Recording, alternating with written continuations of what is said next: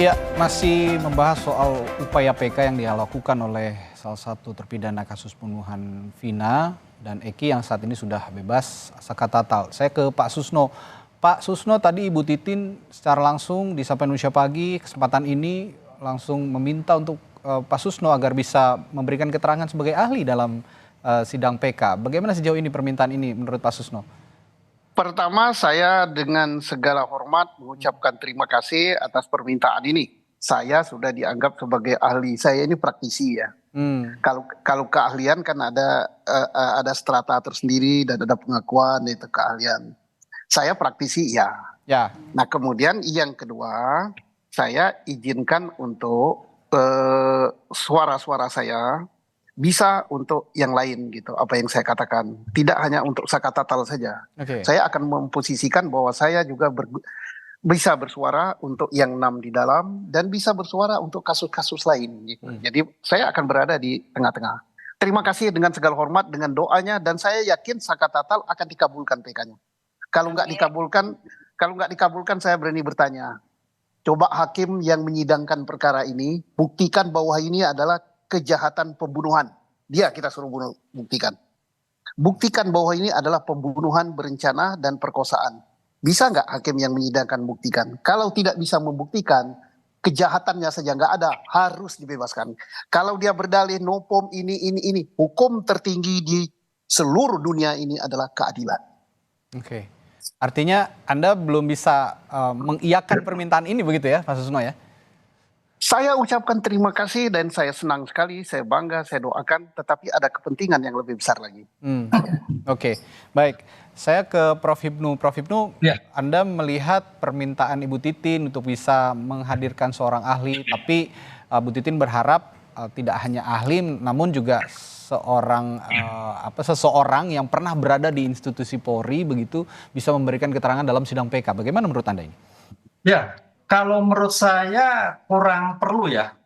Karena di sini kalau yang disampaikan Bu Titin itu dalam taraf sebagai bentuk penyelesaian perlindungan hak asasi manusia. Sebagai penyidik harus melindungi penegakan hukum hak asasi manusia. Seperti pra peradilan kemarin. Itu bagus kalau Pak Susno dihadirkan. Salah itu. Tapi kalau dalam hal PK itu bukan eksaminasi tapi investigasi. Iya. Ya. Sudah bicara bukti. Nah itu loh. Buktinya apa? Ketujuh ini sebagai pelaku. Oke. Gitu loh. Memang betul tadi saya sampaikan dalam teori kriminalistik itu ada 8 pertanyaan. Di mana terjadinya, kapan, alatnya apa, dan sebagainya. Terakhir adalah siapa pelakunya. Nah, pertanyaan yang diskusikan dari sebetulnya siapa pelaku seandainya itu terjadi pembunuhan. Ini yang saya kira hari ini yang sampai sekarang belum ketemu. Dari teori insakleng insulak itu satu pertanyaan yang sulit itu ada siapa pelakunya. Kalau itu memang ternyata misalkan bukan pelaku tidak pidana, selesai. Misalkan oh ini kaitannya kecelakaan, selesai. Tapi karena ini ada dugaan tidak pidana berarti ada pelaku. Nah sekarang pertanyaannya siapa pelaku dari korban yang bersangkutan. Disinilah yang perdebatan tiap hari terakhir itu untuk menentukan siapa pelakunya. Sehingga sampai salah tangkap, salah dan sebagainya itu sampai hari ini seperti itu. Ini teori yang paling sulit untuk menentukan siapa pelakunya. Begitu Mas. Oke. Sebelum saya ke Pak Jutek, saya ke Bu Titin dulu untuk meminta tanggapan. Tadi Pak Susno sudah berterima kasih kepada Bu Titin, tapi sepertinya ada kepentingan yang tidak bisa memungkinkan untuk Pak Susno memberikan keterangan di sidang PK. Bagaimana Bu Titin? Ya walaupun misalnya saya bukan masalah ketidaksiapan Pak Susno, tetapi karena memang Bapak memiliki kepentingan, saya juga sangat menghormati apa yang Bapak sampaikan. Tetapi walau bagaimanapun apa yang Bapak sampaikan di media, kemudian juga saya pernah beberapa kali bertemu dengan Bapak, luar biasa bagi kami, ini menjadi support yang luar biasa untuk PK Saka. Terima kasih Bapak yang sudah menguatkan kami semua, Pak. Sudah menguatkan kami semua. Terima kasih, Bapak. Oke, saya ke Pak Jute kalau begitu. Ini masih dalam upaya PK juga para terpidana yang saat ini masih berada di dalam jeruji besi begitu ya. Pak Jutek, kemarin Anda juga dalam ikhtiar menyusun agenda PK ini, mengajukan PK, pihak Anda melaporkan Ibtu Rudiana ke Bareskrim yang notabene adalah ayah dari korban Eki. Menurut Anda langkah ini juga bisa menjadi bagian dari upaya PK yang diajukan ini bisa dikabulkan, Pak Jutek? Oh ya, jelas Mas Radi. Ya. Ya, ini kan kami sebenarnya kenapa terakhir melaporkan Rudiana ya sebagai pribadi karena dia membuat LP form dengan model B ya. Nah, kemudian kenapa kita terakhir kita mau nunggu dulu sebenarnya hasil pemeriksaan internal oleh Propam dan namanya Irwas kemarin. Setelah dinyatakan diumumkan tidak ada pelanggaran etika dan juga profesi. Sedangkan keterangan Rudiana ini kan yang sangat penting buat kami. Satu-satunya pintu masuk ya kami harus laporkan.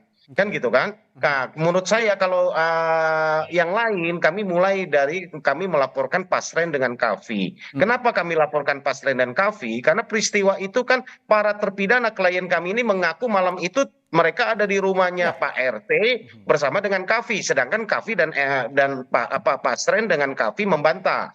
Kemudian kami laporkan Dede dengan Aib. Kenapa kami laporkan? Karena Aib dan Dede inilah yang mengaku melihat di lokasi ada tawuran dan memberikan informasi ke Ibtu Rudiana. Kami cek pemilik warung yang diakui oleh Aib dan Dede malam itu ada di sana. Dia sudah memberikan kesaksian tertulis kepada kami, tidak melihat dan pastikan bahwa warung itu malam itu dia buka tidak ada tawuran dan tidak ada Aib dan Dede. Dan juga saksi-saksi yang lain kami cek ada di sepanjang jalan itu tidak melihat kan gitu kan bahwa ada peristiwa tawuran itu dan banyak hal lah kalau memang betul batu berserakan dan yang lain Pak Susno nanti bisa lihat lah ya datang TKP pertama ini kan Polsek Talun dilanjutkan dengan unit Laka Polres Cirebon bukan kota ya Polres Cirebon.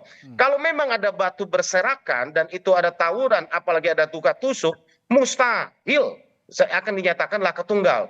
Ya kan? Ya. Sebodoh-bodohnya mustahil. Kenapa Rudiana kita laporkan? Berdasarkan keterangan yang dia buat. Dan dia menangkap awal itu tanpa ada bukti loh. Langsung berdasarkan telepon dari Aib pukul 16. Dia datang ke SMP 11. Dia lakukan penangkapan terhadap 8 orang. Diintrogasi sendiri. Lalu dia dengan pengakuan daripada tersangka ya terpidana ada unsur penyiksaan, ada unsur intimidasi, ada unsur kekerasan di dalamnya. Ya ini yang kita laporkan. Pengakuan karena terpaksa inilah yang akhirnya muncul 11 nama yang kami juga dengar dari Sudirman katanya dia ini kan ya nggak apa-apa kita buktikan saja itu kan semua muncul akibat dari tekanan pemeriksaan yang dia lakukan tanpa ada bukti awal. Bagaimana seorang polisi ya kan bisa menangkap orang walaupun istilahnya katanya ada mengamankan apa segala macam ya kalau diamankan itu langsung ke kantor polisi diserahkan ke reskrim bukan ke unit narkoba dulu. Dia bertindak kami simpati lah dia sebagai ayah korban dari peristiwa ini.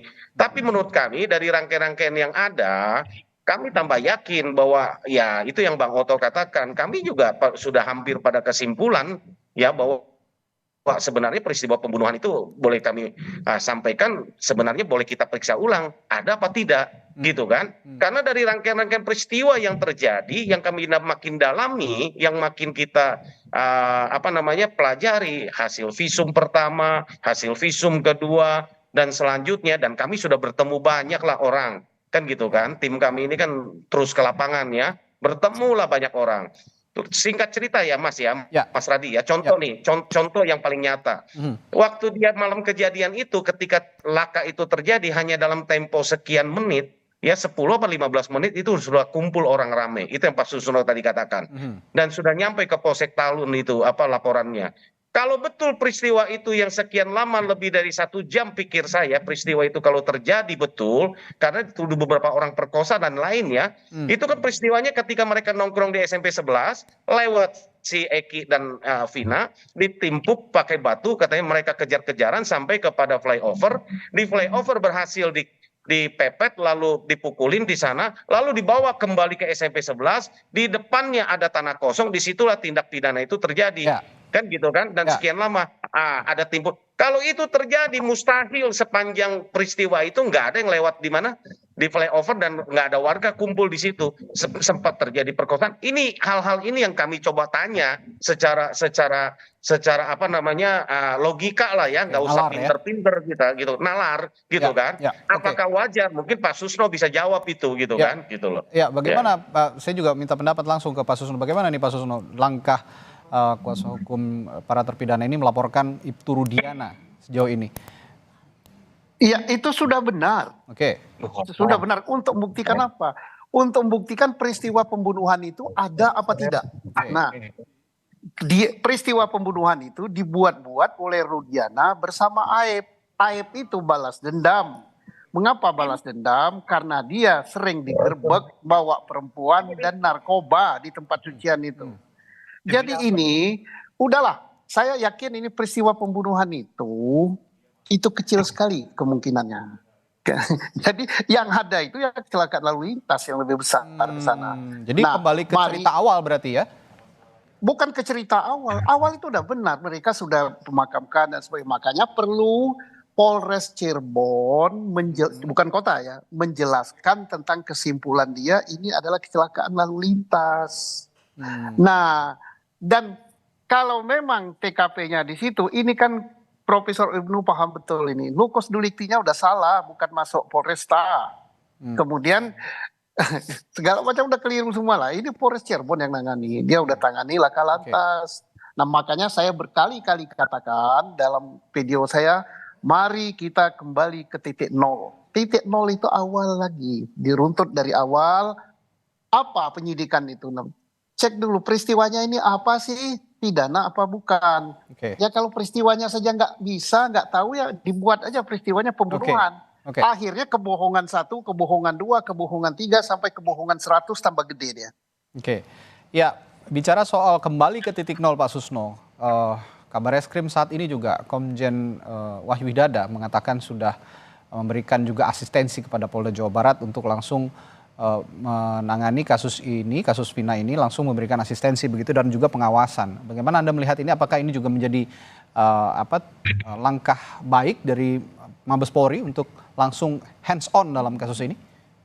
Ya bagus ya, tetapi kita tidak jelas ya, itu masih terlalu normatif ya. Mestinya dia, mari kita asistensi ini ke Polda Jawa Barat, kita mulai dari awal untuk menyelidiki peristiwa ini peristiwa apa. Setelah tahu peristiwa apa, baru mencari kalau ini pidana siapa pelakunya, kalau ini bukan pidana apa tindak lanjutnya. Korban harus dipikirkan, karena kalau ini bukan peristiwa pidana, kecelakaan lalu lintas berarti terkait dengan asuransi dan sebagainya dan sebagainya.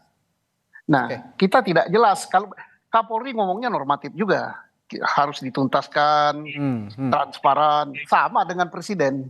Tapi tak ada target, tak ada mau diapain. Ya Prof. Hipnu, bagaimana Anda melihat ini? Sepertinya kalau kata Pak Susno ya ini bukan peristiwa pidana begitu.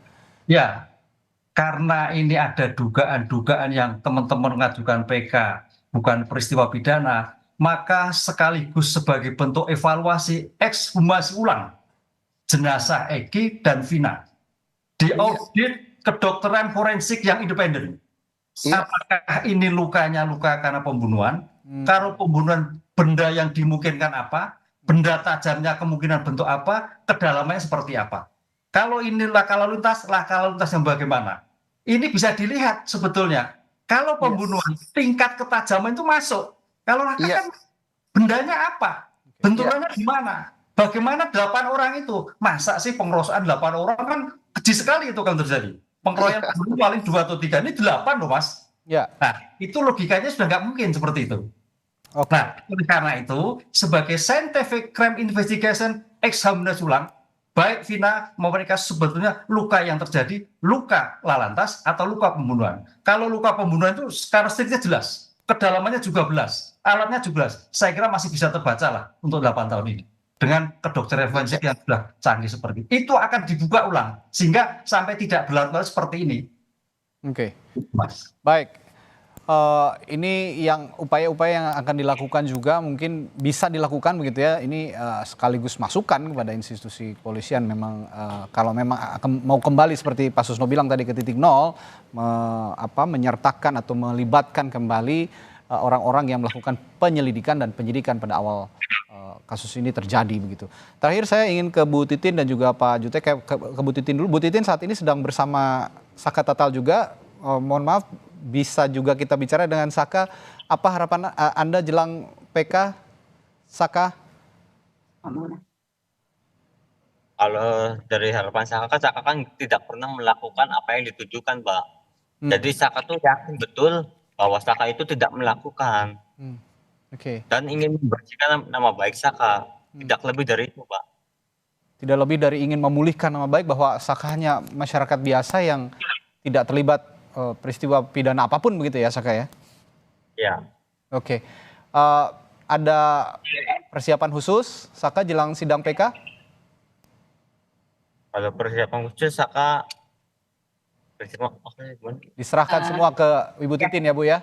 Ya, kalau saya sih hanya gini, Ya, Saka kan kenapa kita harus saya mementingkan banget hari ini harus datang ke LPSK untuk pemeriksaan psikologi, karena gini, Saka tuh kalau misalnya saya minta Saka cerita masa lalu, jangankan saya yang minta, apalagi orang lain yang minta itu dia marah banget, dia nahan marah, saya khawatir gitu kan, ini jangan-jangan anak merasa dendam ya gitu kepada institusi tertentu, saya khawatirnya begitu. Jadi apalagi menjelang sidang PK kan saya juga butuh sekali dia dalam kondisi tenang. Kebetulan sekali memang hari ini kita diundang oleh LPSK untuk tes psikologi gitu terhadap permohonan yang kita ajukan. Oke, ini juga jadi bagian dari upaya PK juga dan melihat kondisi psikologis Saka yang Ibu Titin utarakan tadi ya Bu ya, sehingga ya kalaupun ada rasa dendam ini bisa diredam begitu kira-kira oleh Saka sendiri.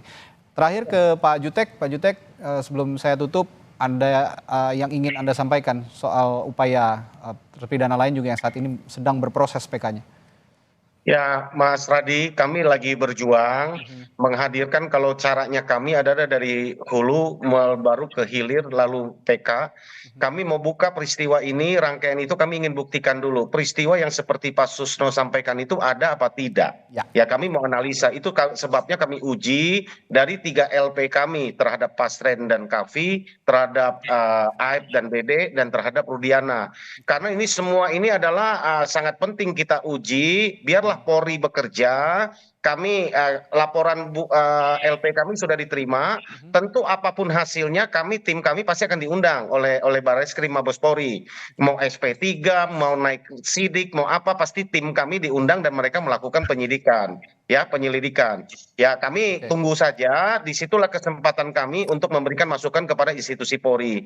Kami berharap institusi Polri ini dapat melakukan ini dengan baik ya, dengan transparan seperti yang disampaikan Kapolri dan juga Kabak Reskrim. Kami berharap sekali ini bukan menyangkut dan merusak nama baik polisi, bukan.